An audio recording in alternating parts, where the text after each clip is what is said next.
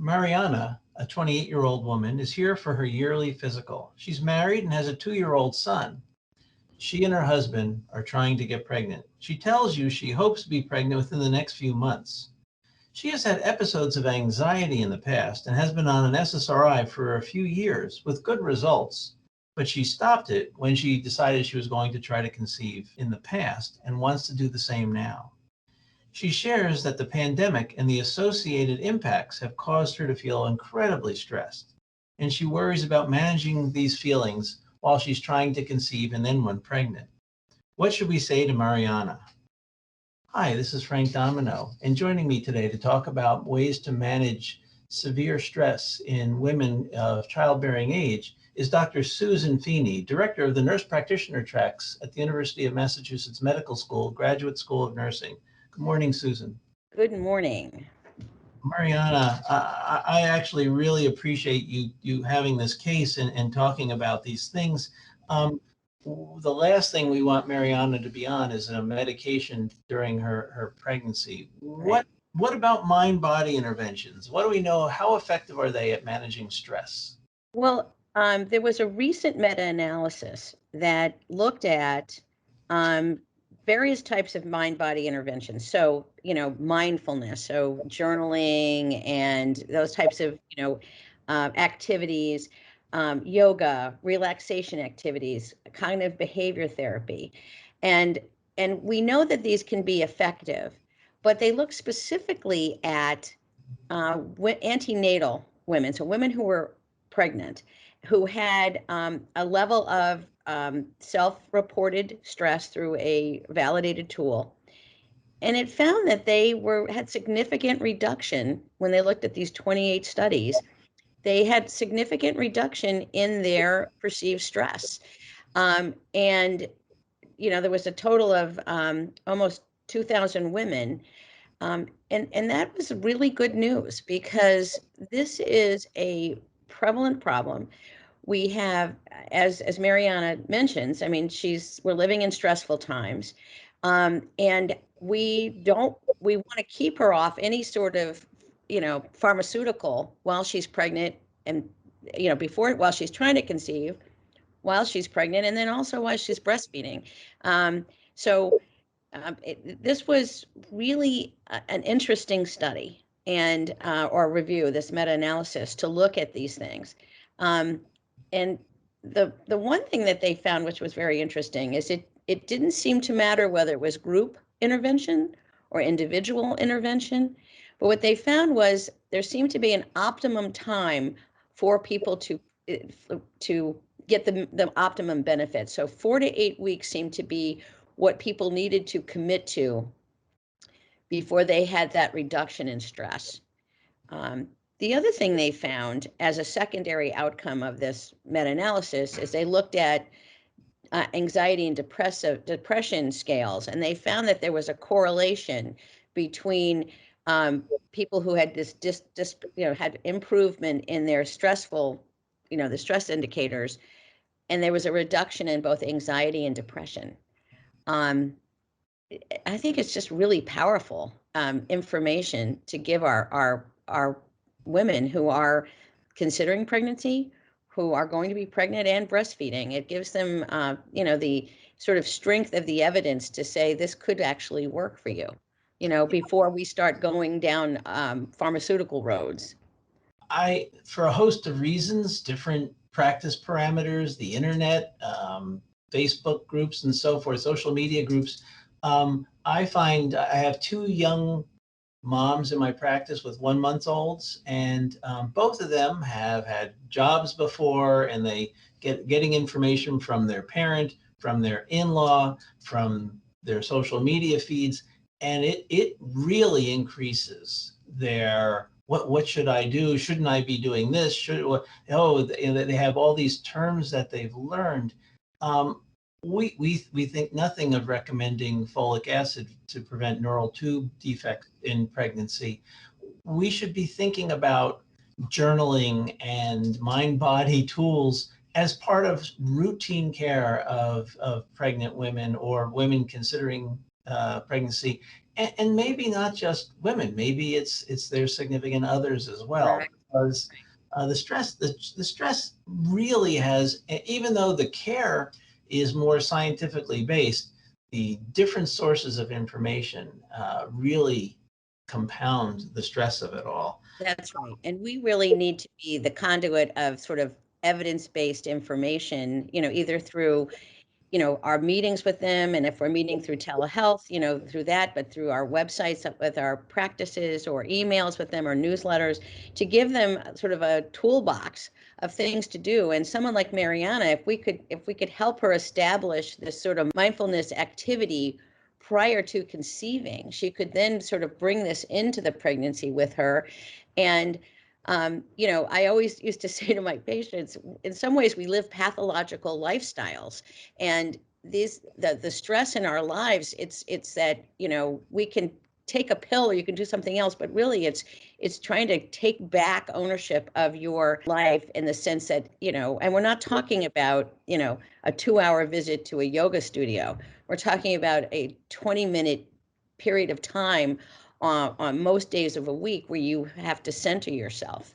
And it can be done through an app. It could be done through journal, like you said. It can be done through yoga. There's an organization that has basically given free access to their yoga app for anybody who's a healthcare provider for the next 6 months. There's just a lot out there, and this study really quantifies and says, it doesn't matter what the mindfulness activity is, and it doesn't matter if you do it as a group, doesn't matter if you do it individually, just do it for 4 to 8 weeks, and you can improve that level of stress so it's down. And there appears to be a correlation with less anxiety and depression. And what's the downside? Very little. There's no risk to her, just benefit. And you're right, getting the significant other involved as well.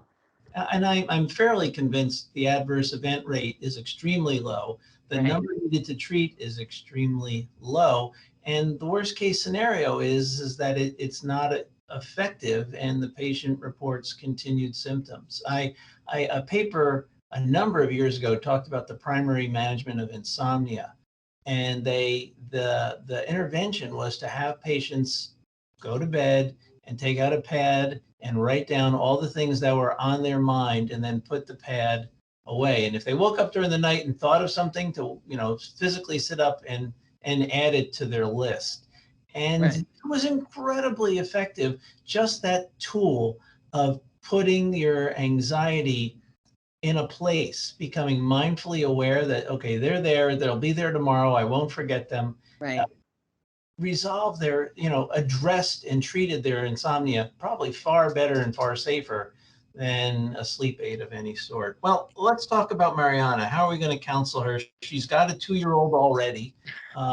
How is she going to be able to incorporate mindfulness activities while having a 2-year-old circle her? She's going to have to, we'll have to talk to her about strategies. What times during the day is this little one still taking naps? Maybe that's the point at which you don't clean your house and you don't catch up on other things. You do your mindful activity, or maybe it's before she goes to bed. But to work out with her husband some strategies on how she can get a half hour or 45 minutes on a daily basis to do this, so that she can remain, healthy and off medications. And it would really be actually a mindful intention for her to, say, okay, now you need to figure out where you're going to place this. And I often will tell patients, I'm giving you a prescription. Your prescription is, a half hour to 40 minutes a day of mindful activity. So I'll be in touch with you, and you're going to tell me where you put that into your day and how you're going to negotiate that with your husband. And then if he needs that time as well, you can also, give him that activity, that time as well. And that, not to make this stressful again, to say, I missed it yesterday. Okay, then you pick it up tomorrow. But that it's really intentional mindfulness, and again, over 4 to 8 weeks. And I think what that 4 to 8 weeks does is it builds in a habit of behavior. that hopefully she'll be able to, continue throughout the pregnancy and into postpartum.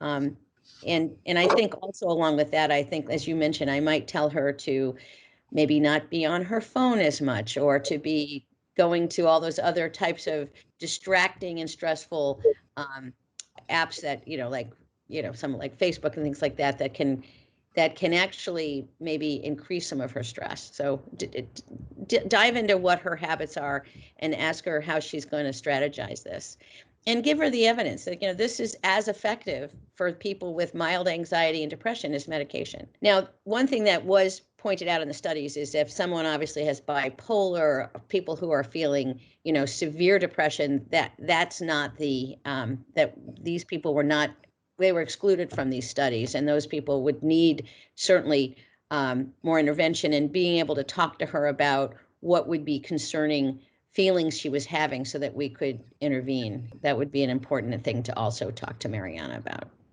I want to give you a quick tip that our director of behavioral health gave me when I was doing telemedicine visits. And with the COVID situation, people are terribly anxious. She said, practice with them diaphragmatic breathing while you're on the call. One hand on the chest, one hand on the abdomen. And with them, have them take deep breaths, extending their abdomen and trying to keep their top hand still. And have them do it 3 or 4 times and just say, do this multiple times a day. This alone will lower your stress. And, they're just give her some real live practice. So to make it real, it's hard to say, okay, yeah, I got to add in yoga for exactly. So this is one quick thing they can do.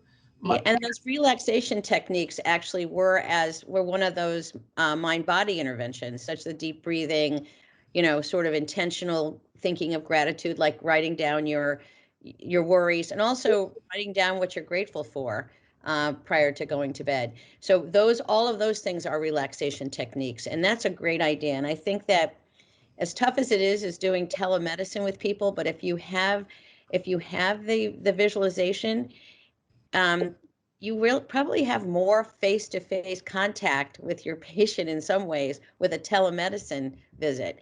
And so to use that effectively, maintaining eye contact and showing them the breathing idea, Frank. All right. One last thought. In the time of COVID, we're also, as providers, fairly stressed out. I want to remind the listeners that Pri-Med has a great CME presentation by Dr. Jay Winner on re-engineering your clinical practice for patient and clinician well-being, where he talks about a variety of tools to both help your patients as well as a variety of really simple interventions that you can use on a 2-second basis in your own practice to lower your stress and improve your approach to both patient care and your personal health. Susan, thanks so much. My pleasure. Practice pointer: assess stress and anxiety and depression in all patients, but in particular, your women who are planning to get pregnant and who are pregnant, and consider offering them a variety of mind-body interventions as they're effective in both reducing stress and preventing depression. Join us next time when we discuss curcumin as an effective treatment for osteoarthritis of the knee.